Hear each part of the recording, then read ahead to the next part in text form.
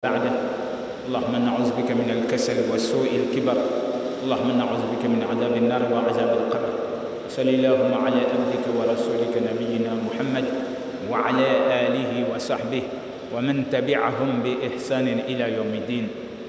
Chers frères et sœurs, une fois de plus, nous allons nous excuser pour le retard qui a été pris.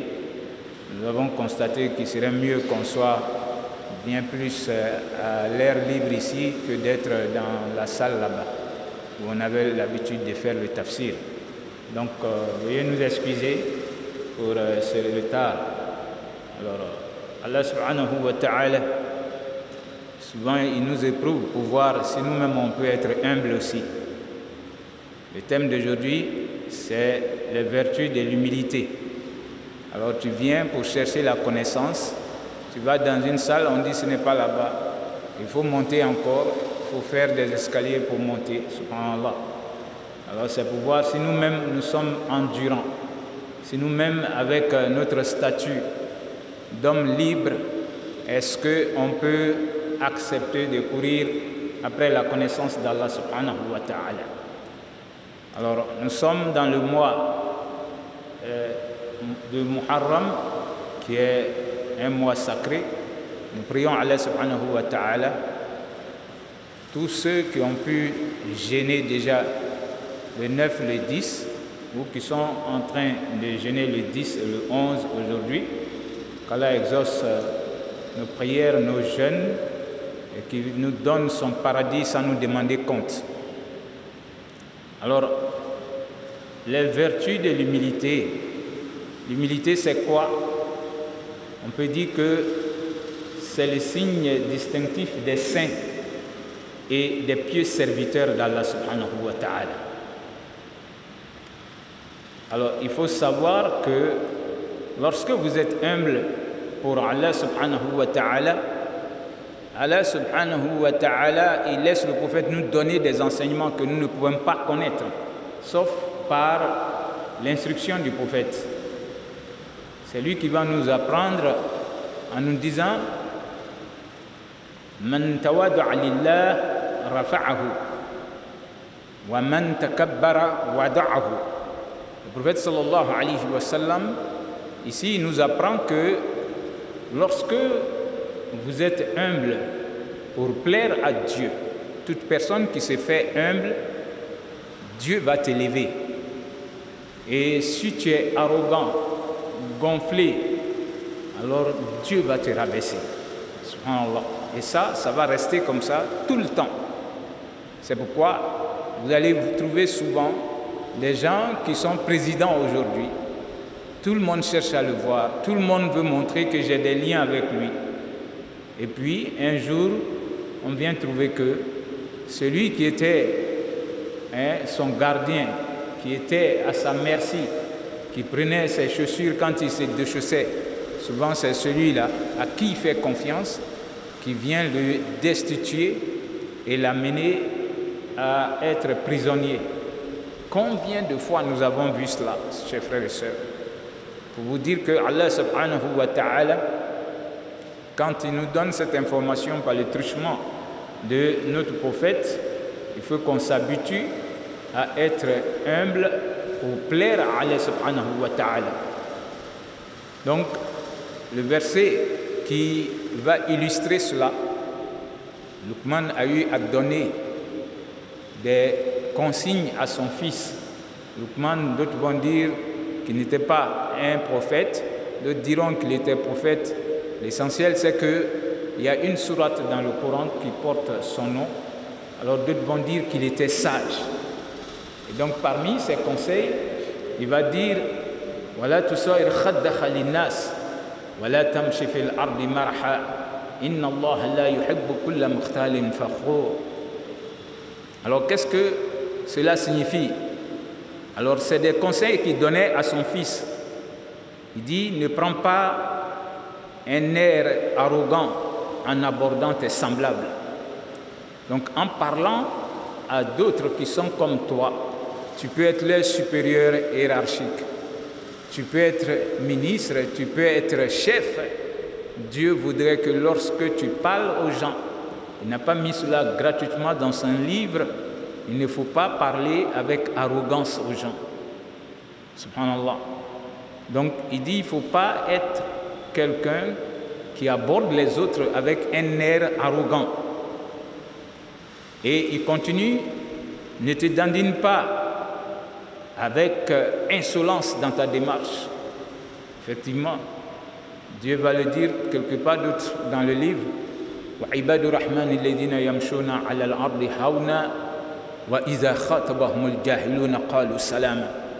Donc, en marchant sur la terre, l'être humain doit être humble même dans sa démarche. Subhanallah. Parce qu'on peut marcher avec arrogance. Il y a des gens qui marchent sur terre comme s'ils ne vont pas mourir. Alors que la terre va témoigner de tout ce qu'on a fait sur elle le jour que Dieu va nous ressusciter, chers frères et sœurs. Subhanallah.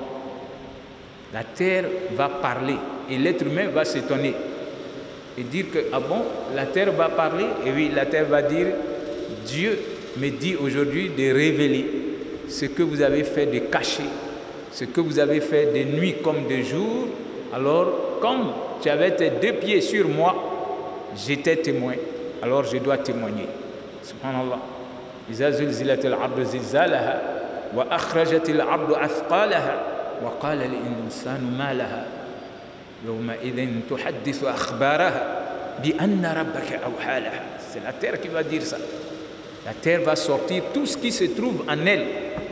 Les choses pour lesquelles on se tue aujourd'hui, l'or, le diamant, l'argent, la terre va faire sortir tout ça pour dire à l'être humain, voici tout ça aujourd'hui, il faut prendre. Est-ce que ça pourra te sauver devant Dieu?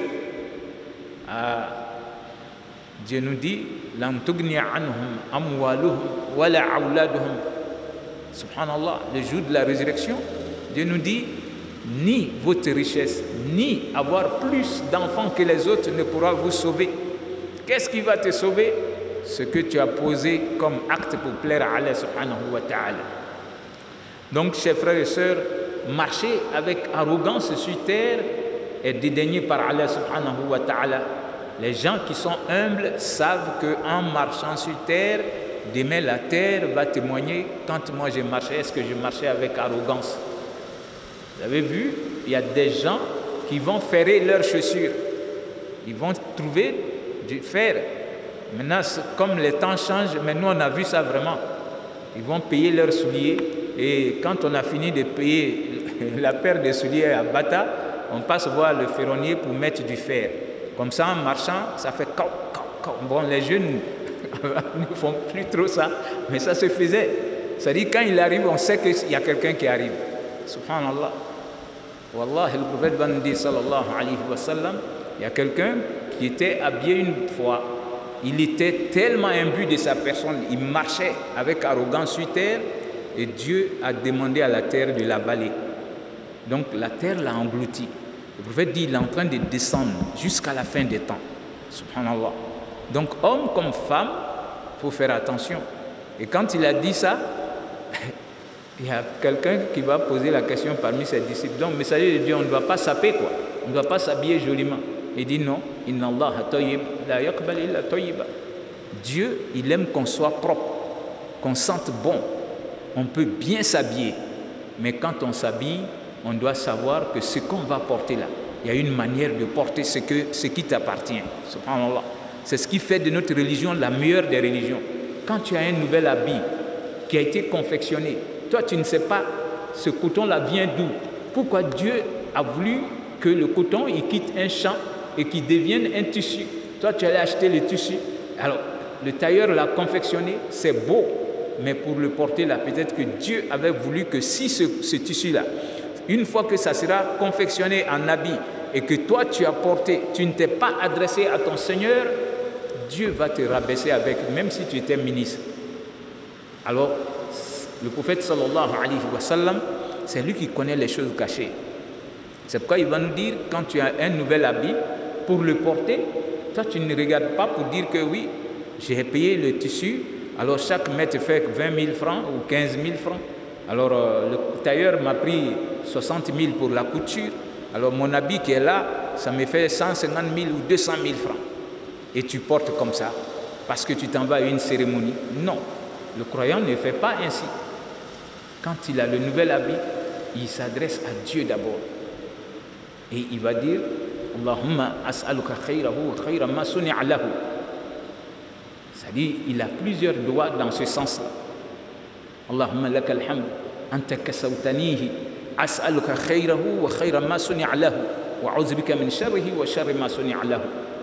Donc quand tu as un nouvel habit, il faut connaître l'une de ces doigts. Le prophète dit, si tu le dis avant de porter, si cet habit-là a été confectionné, alors que si ça avait été porté sans qu'on s'adresse à Dieu, alors si ça devait t'humilier, ou bien te rendre malade, ou bien te destituer même de l'honneur qui a été confié, alors ça n'arrivera plus. Pourquoi? Parce que toi tu t'es adressé à Allah subhanahu wa ta'ala, c'est lui qui avait prédestiné cela. Par contre, si toi tu penses que mon habit, alors aujourd'hui je serai meilleur parmi tous ceux qui seront là, parce que personne, ou ceux qui ont ça, seront peut-être une ou deux personnes. Tu portes et tu arrives avec un air arrogant dans la cérémonie. Mais c'est fini. C'est-à-dire ce qui avait été prédestiné par Dieu va t'arriver. Et donc le musulman, il n'est pas comme les autres. Alors il va nous dire, même celui qui peut dire ça avant de porter son habit, Alhamdulillah, allazi kasani hada wa razaqanihi min ghayri hawlin minni wa la quwwa. Louange à Dieu qui m'a octroyé cet habit sans que ce ne soit par ma force ni par ma puissance.